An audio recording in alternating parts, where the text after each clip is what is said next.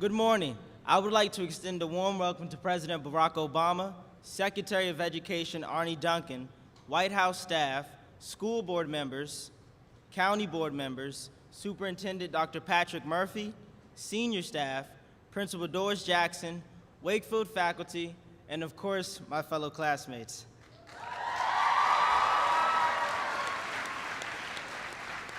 I am honored to have been chosen to speak before my classmates, as well as the students across America today. Over the past 3 years, I've taken advantage of every academic, extracurricular, and community opportunity that has been presented to me. As I reflect, a scholar expressed disappointment within my writing and challenged me to do better. Being reassigned to another class wasn't an option. After that experience, I was determined to excel.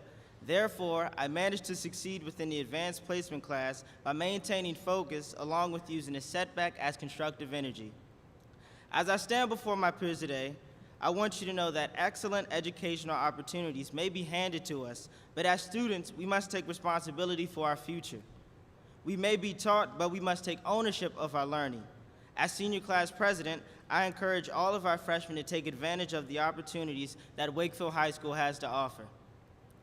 Along with the inspiration I have taken from President Obama, I would not be standing here before you to introduce the President of the United States if I had not been here at Wakefield High School in Arlington, Virginia, pursuing my education. Just as we are fortunate to have President Obama come here to Wakefield today to speak to us, we are also fortunate that after he leaves, we will continue to have the opportunities and support that Wakefield gives to all of us. At this time, it is with great honor and pride that I ask everyone to stand to welcome the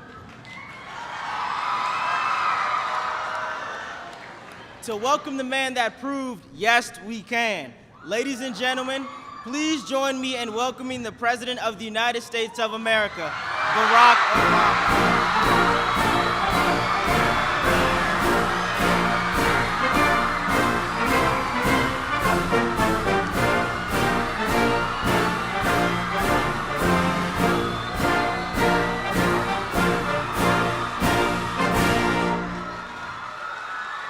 Everybody.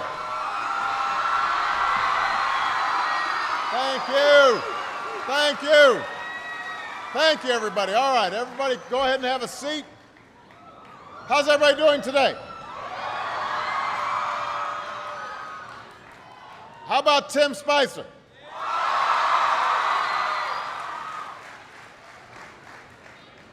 I am here with students at Wakefield High School in Arlington, Virginia, and we've got students tuning in from all across America, from kindergarten through 12th grade. And I am just so glad that all could join us today, and I want to thank Wakefield for being such an outstanding host. Give yourselves a big round of applause.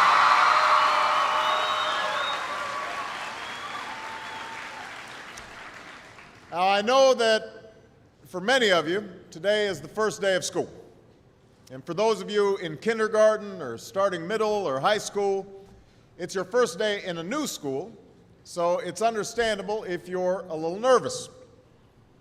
I imagine there's some seniors out there who are feeling pretty good right now, with just one more year to go. And no matter what grade you're in, some of you are probably wishing it were still summer, and you could have stayed in bed just a little bit longer this morning. I know that feeling. When I was young, my family lived overseas. I lived in Indonesia for a few years. And my mother, she didn't have the money to send me where all the American kids went to school. But she thought it was important for me to keep up with an American education. So she decided to teach me extra lessons herself, Monday through Friday. But because she had to go to work, the only time she could do it was at 4:30 in the morning. Now, as you might imagine, I wasn't too happy about getting up that early. And a lot of times I'd fall asleep right there at the kitchen table. But whenever I'd complain, my mother would just give me one of those looks and she'd say, "This is no picnic for me either, Buster." So I know that some of you are still adjusting to being back at school, but I'm here today because I have something important to discuss with you. I'm here because I want to talk with you about your education and what's expected of all of you in this new school year. I've given a lot of speeches about education, and I've talked about responsibility a lot. I've talked about teachers' responsibility for inspiring students and pushing you to learn. I've talked about your parents' responsibility for making sure you stay on track and you get your homework done and don't spend every waking hour in front of the TV or with the Xbox. I've talked a lot about your government's responsibility for setting high standards and supporting teachers and principals and turning around schools that aren't working, where students aren't getting the opportunities that they deserve. But at the end of the day, we can have the most dedicated teachers, the most supportive parents, the best schools in the world, and none of it will make a difference. None of it will matter unless all of you fulfill your responsibilities. Unless you show up to those schools, unless you pay attention to those teachers, unless you listen to your parents and grandparents and other adults and put in the hard work it takes to succeed. And that's what I want to focus on today, the responsibility each of you has for your education. I want to start with the responsibility you have to yourself. Every single one of you has something that you're good at. Every single one of you has something to offer. And you have a responsibility to yourself to discover what that is. That's the opportunity an education can provide. Maybe you could be a great writer, maybe even good enough to write a book or articles in a newspaper, but you might not know it until you write that English paper, that English class paper that's assigned to you. Maybe you could be an innovator or an inventor, maybe even good enough to come up with the next iPhone or the new medicine or vaccine, but you might not know it until you do your project for your science class. Maybe you could be a mayor or a senator or a Supreme Court justice, but you might not know that until you join student government or the debate team. And no matter what you want to do with your life, I guarantee that you'll need an education to do it. You want to be a doctor or a teacher or a police officer? You want to be a nurse or an architect, a lawyer or a member of our military? You're going to need a good education for every single one of those careers. You cannot drop out of school and just drop into a good job. You've got to train for it and work for it and learn for it. And this isn't just important for your own life and your own future. What you make of your education will decide nothing less than the future of this country. The future of America depends on you. What you're learning in school today will determine whether we as a nation can meet our greatest challenges in the future. You'll need the knowledge and problem-solving skills you learn in science and math to cure diseases like cancer and AIDS, and to develop new energy technologies and protect our environment. You'll need the insights and critical thinking skills you gain in history and social studies to fight poverty and homelessness, crime and discrimination, and make our nation more fair and more free. You'll need the creativity and ingenuity you develop in all your classes to build new companies that will create new jobs and boost our economy. We need every single one of you to develop your talents and your skills and your intellect so you can help us old folks solve our most difficult problems. If you don't do that, if you quit on school, you're not just quitting on yourself, you're quitting on your country. Now, I know it's not always easy to do well in school. I know a lot of you have challenges in your lives right now that can make it hard to focus on your schoolwork. I get it. I know what it's like. My father left my family when I was 2 years old, and I was raised by a single mom who had to work and who struggled at times to pay the bills and wasn't always able to give us the things that other kids had. There were times when I missed having a father in my life. There were times when I was lonely and I felt like I didn't fit in. So I wasn't always as focused as I should have been on school, and I did some things that I'm not proud of, and I got in more trouble than I should have. And my life could have easily taken a turn for the worse. But I was lucky.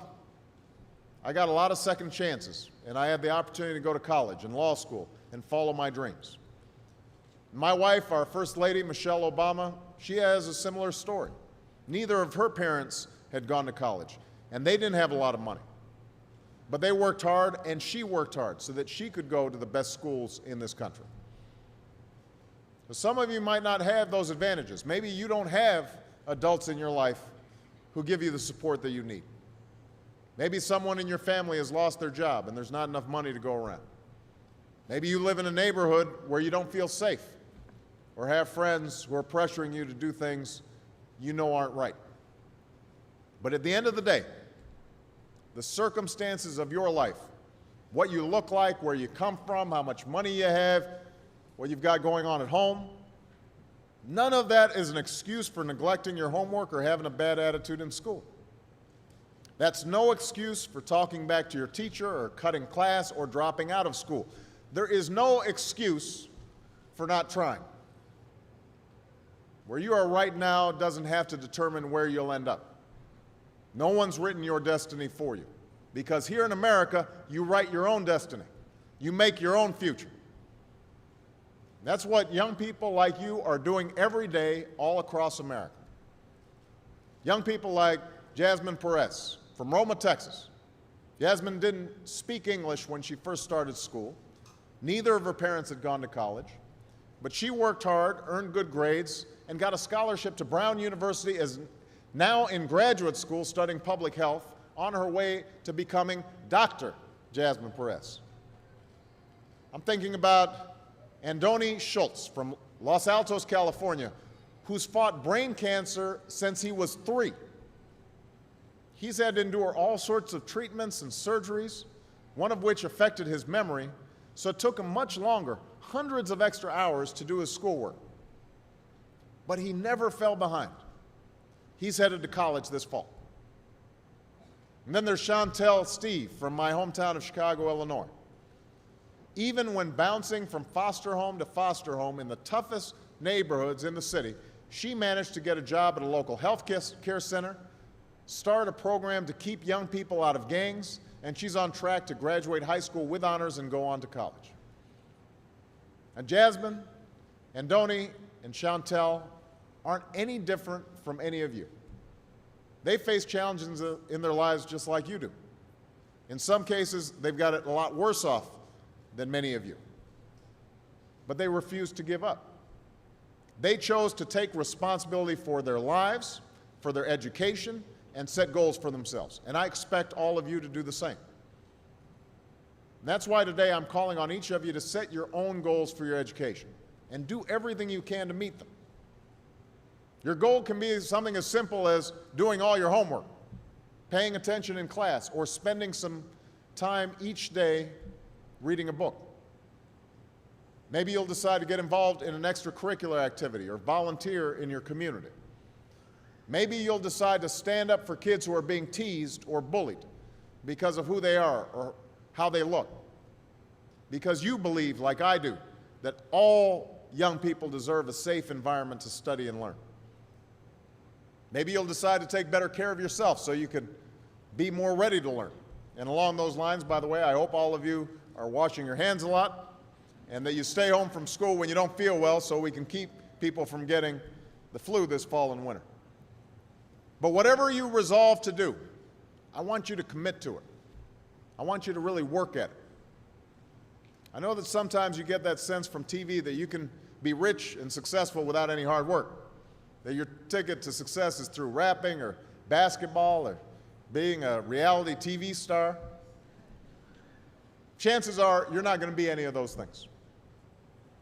The truth is, being successful is hard. You won't love every subject that you study. You won't click with every teacher that you have. Not every homework assignment will seem completely relevant to your life right at this minute. And you won't necessarily succeed at everything the first time you try. That's okay. Some of the most successful people in the world are the ones who've had the most failures. J.K. Rowling, who wrote Harry Potter, her first Harry Potter book was rejected 12 times before it was finally published. Michael Jordan was cut from his high school basketball team. He lost hundreds of games and missed thousands of shots during his career. But he once said, "I have failed over and over and over again in my life, and that's why I succeed." These people succeeded because they understood that you can't let your failures define you. You have to let your failures teach you. You have to let them show you what to do differently the next time. So if you get into trouble, that doesn't mean you're a troublemaker. It means you need to try harder to act right. If you get a bad grade, that doesn't mean you're stupid. It just means you need to spend more time studying. No one's born being good at all things. You become good at things through hard work. You're not a varsity athlete the first time you play a new sport. You don't hit every note the first time you sing a song. You've got to practice. The same principle applies to your schoolwork. You might have to do a math problem a few times before you get it right. You might have to read something a few times before you understand it. You definitely have to do a few drafts of a paper before it's good enough to hand in. Don't be afraid to ask questions. Don't be afraid to ask for help when you need it. I do that every day. Asking for help isn't a sign of weakness, it's a sign of strength, because it shows you have the courage to admit when you don't know something, and that then allows you to learn something new. So find an adult that you trust, a parent, a grandparent, or a teacher, a coach, or a counselor, and ask them to help you stay on track to meet your goals. And even when you're struggling, even when you're discouraged, and you feel like other people have given up on you, don't ever give up on yourself. Because when you give up on yourself, you give up on your country. The story of America isn't about people who quit when things got tough. It's about people who kept going, who tried harder, who loved their country too much to do anything less than their best. It's the story of students who sat where you sit 250 years ago and went on to wage a revolution, and they founded this nation. Young people. Students who sat where you sit 75 years ago, who overcame a depression and won a world war, who fought for civil rights and put a man on the moon. Students who sat where you sit 20 years ago, who founded Google and Twitter and Facebook and changed the way we communicate with each other. So today, I want to ask all of you, what's your contribution going to be? What problems are you going to solve? What discoveries will you make? What will a president who comes here in 20 or 50 or 100 years say about what all of you did for this country? You know, your families, your teachers, and I are doing everything we can to make sure you have the education you need to answer these questions. I'm working hard to fix up your classrooms and get you the books and the equipment and the computers you need to learn. But you've got to do your part too. So I expect all of you to get serious this year. I expect you to put your best effort into everything you do. I expect great things from each of you. So don't let us down.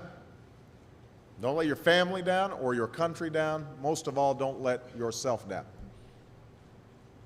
Make us all proud. Thank you very much, everybody. God bless you. God bless America. Thank you.